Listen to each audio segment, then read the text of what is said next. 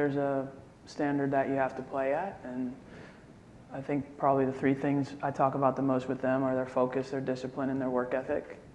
And so they have a responsibility, that's an individual responsibility, to come in at a high level in those three areas every day in practice. And so if a player comes in and they're not focused, it's really hard to be a great player. And if a team is full of unfocused players, it's hard to be a great team. And same thing with discipline and same thing with work ethic. Well, what we talk about is if you have consistency of focus and consistency of discipline and consistency of work ethic, then that leads to consistent result. Not absolute result. Everyone in life wants it to be absolute. You want to do all those things and you think you are entitled to or you've earned the win. Well, if both teams do those things, both teams can't win. But the consistency of those things gives you consistent results.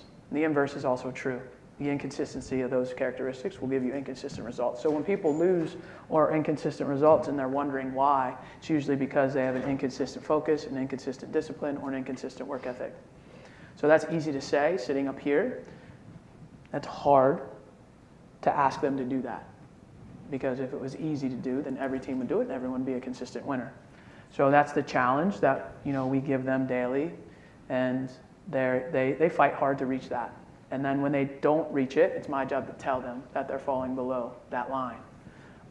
Not to punish them, not to be mean, but to let them know that there's another level that I'm expecting.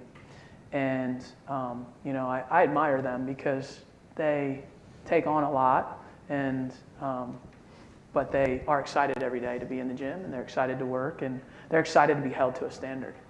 And that's rare. That's rare these days. And these guys have that. So I definitely admire them for that.